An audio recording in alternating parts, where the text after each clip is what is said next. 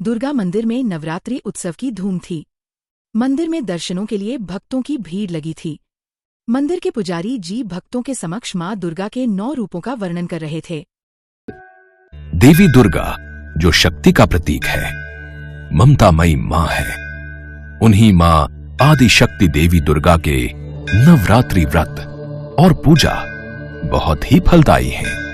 नवरात्रि के दिनों में मां दुर्गा के नाम का जाप करने और मां दुर्गा के 9 रूपों की पूजा करने से मनुष्य के सारे पाप धुल जाते हैं, साथ ही जीवन के सारे दुख दूर हो जाते हैं। मां दुर्गा के नवरात्रि व्रत रखकर और उनकी पूजा करके मनुष्य जो भी मनोवांछित इच्छा रखकर अपनी झोली फैलाता है, मां दुर्गा उसकी झोली में खुशियां भर देती हैं।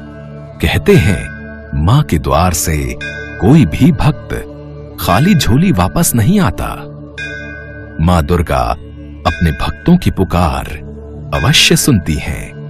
दुष्टों का संहार करने तथा भक्तों का उद्धार करने के लिए मां दुर्गा ने 9 रूप धारण किए। मां दुर्गा का प्रथम रूप है देवी शैलपुत्री। नवरात्रि के पहले दिन मां शैलपुत्री की पूजा की जाती है। शैलपुत्री माता सती को कहा जाता है, जो माता का पहला अवतार था। सती राजा दक्ष की कन्या थी। राजा दक्ष द्वारा महादेव के अपमान के कारण माता सती ने पिता द्वारा किए गए यज्ञ की अग्नि में कूदकर खुद को भस्म कर लिया था।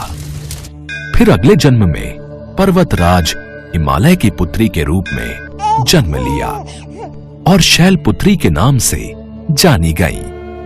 बोलो मां शैलपुत्री की जय। नवरात्रि के दूसरे दिन मां ब्रह्मचारिणी की पूजा होती है। कहा जाता है भगवान शिव को पति रूप में पाने के लिए जब देवी पार्वती ने कठोर तपस्या की, वर्षों तक कठिन उपवास रखे और कई हजार वर्षों तक निर्जल और निराहार रहकर तपस्या की, माता के इस कठोर तप के बाद ही माता पार्वती ने महादेव को पति के रूप में प्राप्त किया था। इस कारण उनका दूसरा नाम ब्रह्मचारिणी पड़ा। बोलो मां ब्रह्मचारिणी की जय। माता का तीसरा स्वरूप चंद्र घंटा के नाम से प्रसिद्ध है। नवरात्रि के तीसरे दिन मां चंद्र घंटा की पूजा की जाती है। इनके मस्तक पर चंद्र के आकार का तिलक है। कहा जाता है कि विवाह के दिन भगवान शिव के रूप को देखकर उनके माता पिता और अतिथिगण भयभीत हो गए और देवी पार्वती की मां मैना देवी मूर्छित हो गईं। तब देवी पार्वती ने चंद्र घंटा का रूप धारण किया और भगवान शिव के पास पहुंच गई। उन्होंने बहुत विनम्रता से भगवान शिव से एक आकर्षक राजकुमार के रूप में प्रकट होने के लिए कहा, जिसके पश्चात दोनों का विवाह हो गया। तब से देवी पार्वती को शांति और क्षमा की देवी के रूप में उनके चंद्र घंटा अवतार में पूजा जाता है। बोलो मां चंद्र घंटा की जय। नवरात्रि का चौथा दिन माता कूष्मांडा को समर्पित माना गया है, जिनमें ब्रह्मांड को उत्पन्न करने की शक्ति व्याप्त हो। जो उदर से अंड तक माता अपने भीतर ब्रह्मांड को समेटे हुए हैं, उस शक्ति को कूष्मांडा कहा गया है। माता शक्ति स्वरूपा है, इसलिए उनका एक नाम कूष्मांडा है। बोलो मां कूष्मांडा की जय। कार्तिकेय माता पार्वती के पुत्र हैं, जिन्हें स्कंद के नाम से भी जाना जाता है। जो स्कंद की माता हैं, वो स्कंद माता कहलाती हैं। नवरात्रि के 5वें दिन स्कंद माता की पूजा की जाती है, इसीलिए माता का एक रूप स्कंद माता भी माना गया है। बोलो स्कंद माता की जय। नवरात्रि के 6ठे दिन माता कात्यायनी की पूजा की जाती है। ऋषि कात्यायन मां आदिशक्ति के परम भक्त थे।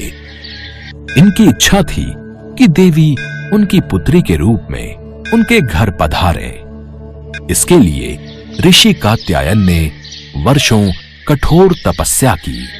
माता ने महर्षि कात्यायन के कठिन तप से प्रसन्न होकर उनके घर में उनकी पुत्री के रूप में जन्म लिया और ऋषि कात्यायन की पुत्री होने के कारण माता मां कात्यायनी कहलाई। बोलो मां कात्यायनी की जय।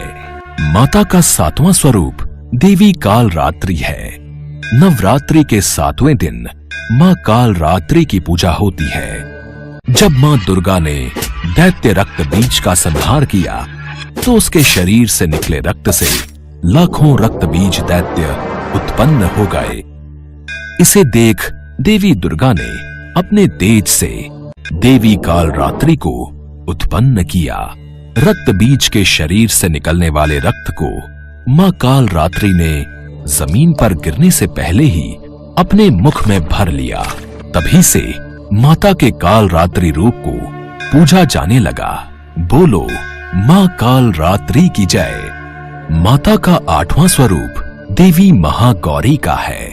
नवरात्रि के 8वें दिन महागौरी की पूजा होती है।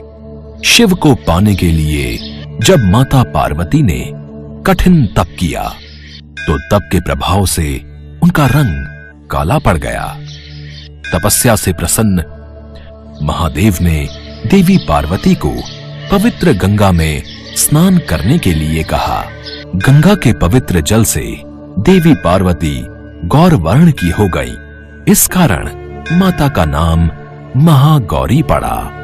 बोलो मां महागौरी की जय। नवरात्रि के 9वें दिन मां सिद्धिदात्री की पूजा होती है। मां दुर्गा का आखिरी स्वरूप मां सिद्धिदात्री है। ये मां दुर्गा की 9वीं शक्ति है। पुराणों के अनुसार भगवान भोलेनाथ ने भी सिद्धिदात्री की कृपा से ही समस्त सिद्धियों को प्राप्त किया था। इसी कारण वे जगत में अर्धनारीश्वर नाम से प्रसिद्ध हुए। मां सिद्धिदात्री की उपासना करने से भक्तों की सभी इच्छाएं पूर्ण होती हैं। इनकी पूजा करने से यश, धन और बल की प्राप्ति होती है। जो भी भक्त पूरे मन और श्रद्धा से मां सिद्धिदात्री की पूजा करते हैं उनके जीवन के सारे दुख दूर हो जाते हैं और अंत में मोक्ष की प्राप्ति होती है। बोलो मां सिद्धिदात्री की जय। भक्तों, आप सभी मां दुर्गा के 9 रूपों की पूजा करो। दुखियों की सहायता करो, गरीबों को दान पुण्य करो, सदैव सत्कर्म करो, कभी भी किसी से ईर्ष्या मत रखो, सदैव प्रेम से रहो और अच्छाई के मार्ग पर चलो। तो आप सब भक्तों को मां का आशीर्वाद अवश्य प्राप्त होगा। जय मां दुर्गा।